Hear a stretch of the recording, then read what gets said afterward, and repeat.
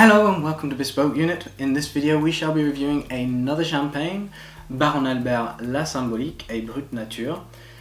As with our previous champagne reviews, we shall be using the trialed Bespoke Unit champagne sheet, a quantifiable and justified scaling system.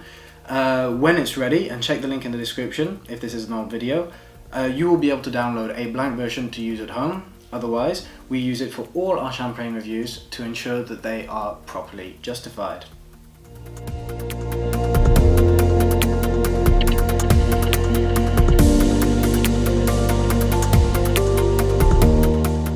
If you are a regular reader on bespokeunit.com, you're perhaps already aware of Baron Albert champagne.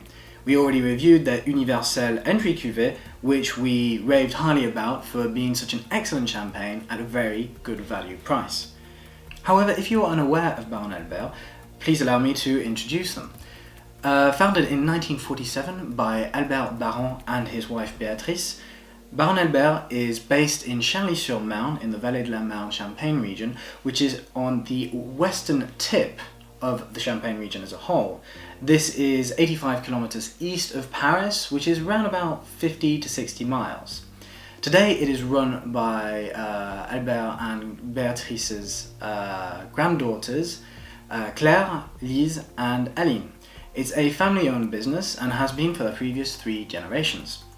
When I received Baron Albert's latest catalogue and the announcement of this brand new Symbolique cuvée, I was very excited to try it.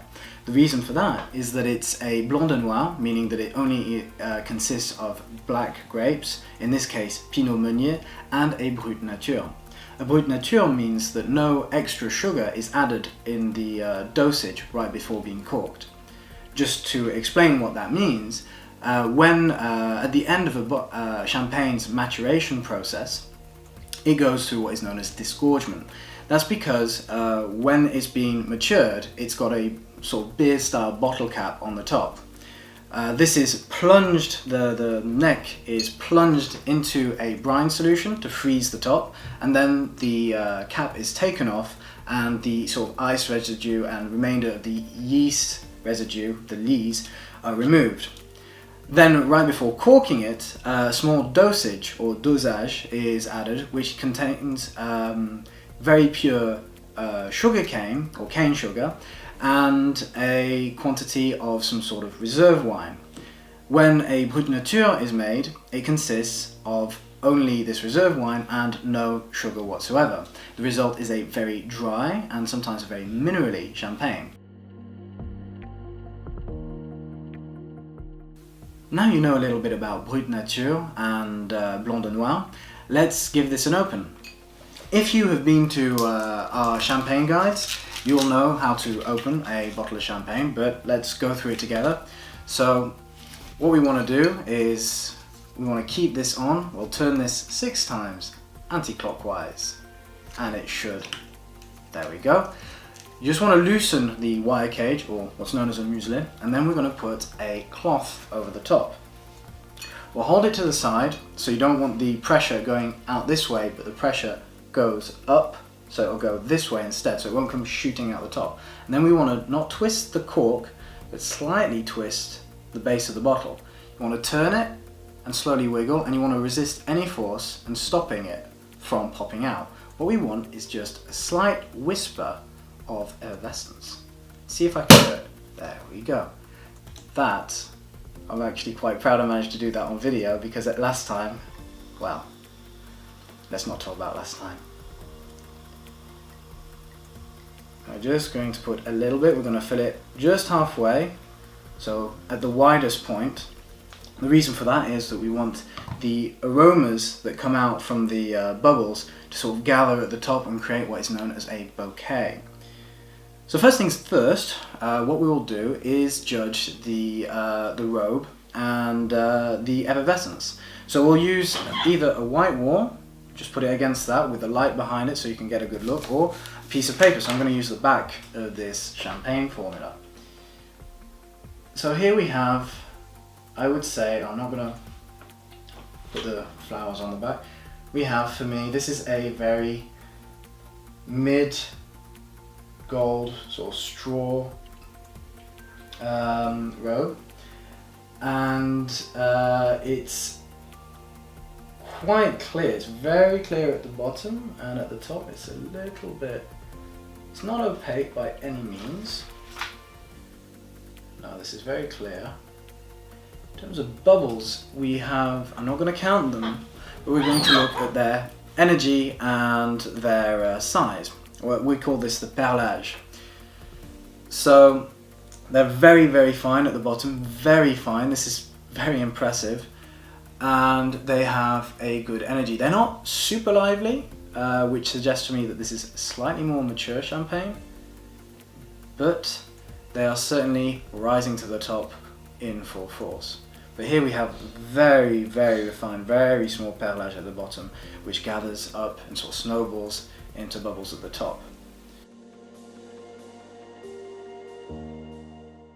Next step is to check out the nose of this champagne. So because it's a Brut Nature and it's a pinot meunier Blanc de Noirs, I'm very curious what to expect. Now we don't want to sort of smell at the top because we won't get anything. Don't be shy. Say hi and stick your nose in there and get a good whiff.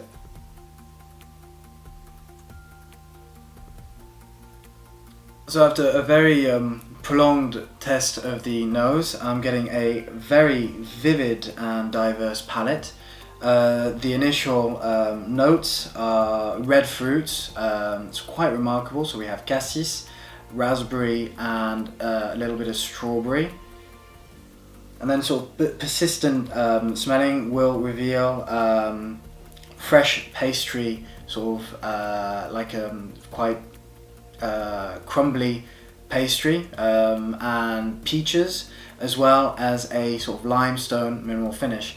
The pastry and the peaches kind of come across as a freshly baked fruit tart. It's very enticing. There's a lot going on here, and I'm going to look forward to having more of this for a more detailed review, which you will read when the written version is published. See the link below, and it may be there already.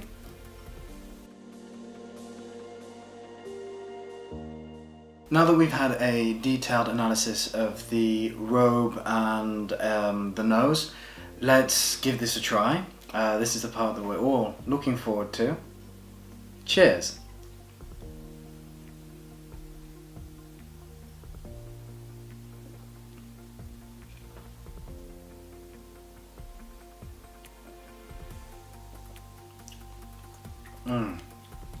Now it's not as dry as I expected.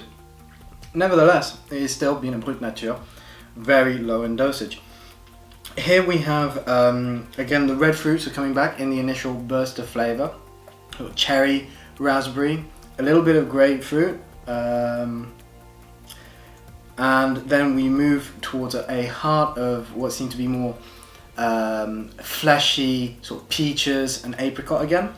As we head to the finish, we experience what feels like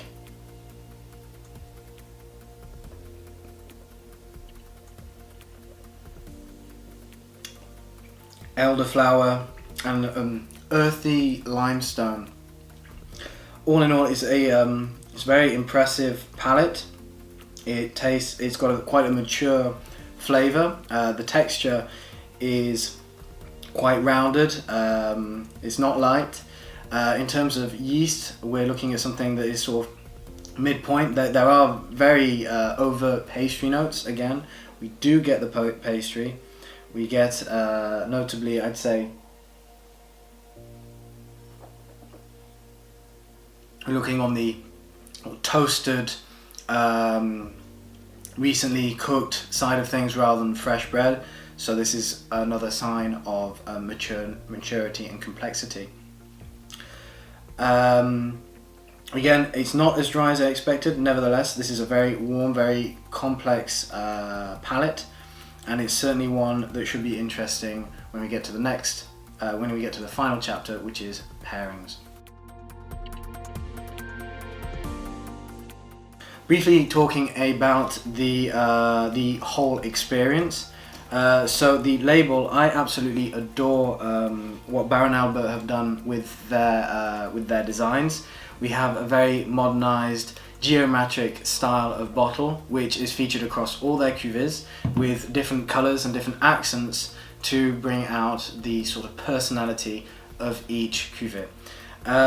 This is what the sisters are calling their feminine touch, since they inherited it from their grandfather. They've gone for something which is quite different to the old style. The old style used to be very conservative, very old-fashioned, very classic, and here we have something which is very avant-garde with elements of sort of Art Deco, modernization, and this touch of femininity, which is very exciting. With regards to the plaque, we still have something which I mentioned in the written review of the Universelle. This lady who I'd be very interested to know who she is, so I'll be sure to contact Baron Albert on this subject. You can get a close-up of this, of course, on the full written review. The cork quality is, I'd say, good. It's Mythique, which is quite known, Mythique Diam, which are quite a well-known cork, which is used in a lot of sort of smaller scale family-run businesses. It's taking its shape back very quickly, which means that it hasn't been aged too long in the cork, and it's been aged mostly on lees with the beer cap. For occasions, this is something that is very diverse, which I think deserves a lot of applause. This is something that can be enjoyed because of what I'm going to talk about in a second, the price point. In terms of occasion, it can be used in very casual, friendly get-togethers, but this is something you could also pop out for more formal and more celebratory gatherings as well. So it can be used for just about any occasion and still be fitting in very nicely. Because of their designs of their labels, I'd say that they'd be very successful at weddings or New Year's or Christmas, because they have this very festive, joyous, joie de vivre vibe about them. For the value for money, it's a complicated subject because the Baron Albert Brut Nature has only just been released. However, I can tell you that they sell it directly in France for around 25 euros. For what it is, this is an outstanding value. 25 euros in France would set you back something like a GH Mum or a Canard du Chêne.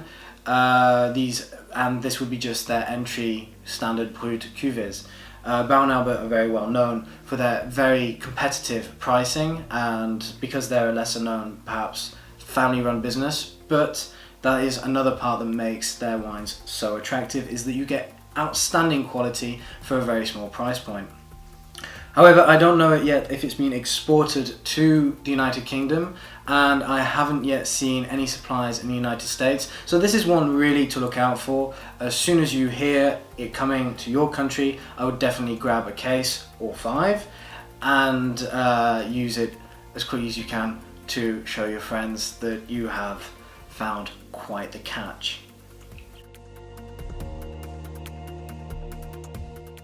Finally, talking about pairings, because this is a very complex champagne but quite dry and very red fruity, this is something which would go well mostly with very dry fried foods. So I'd say this would go very well with, say, fish, even sushi, some pastas, shellfish. For starters, this would go very well with caviar, and foie gras, antipasto, something this because it has a very characterful palate, it will accord quite well with food which has character as well. So it goes well, as I said, with fish, sushi, white meat, grilled or fried white meat, it would go very well. If you're feeling for something a little bit more laid back, it would be excellent with pizza because of the pastry. That is also on the side. This is great for pastries as well. Excuse me. With regards to cheese, now there are very few champagnes that I recommend with soft cheese, but I can see this going very, very well with a Chaus or a ripe Brie. Being sort of in Brie country, I'm very fond of that pairing. I'd say a Brie de Meaux, which is much more characterful, has this straw flavour, would be a perfect accord. But you could even go further and pair this with a blue, which is rare with a champagne. But that is because of this red, kind of rounded, fruity presence, which is something you'd expect from a Bourgogne or a red wine. It could also go with a ewe's milk or goat's milk cheese and hard cheese as well. So this is quite diverse in the cheese universe. For desserts, I don't think it's a very good choice because it's much too dry. This would be too much of a shock to the system. You'd have a clash of palates and it would kill the flavour of the champagne, and your dessert wouldn't be very enjoyable. You'd end up with a very sour taste in your mouth rather than the acidity that you'd expect from a Brut Nature.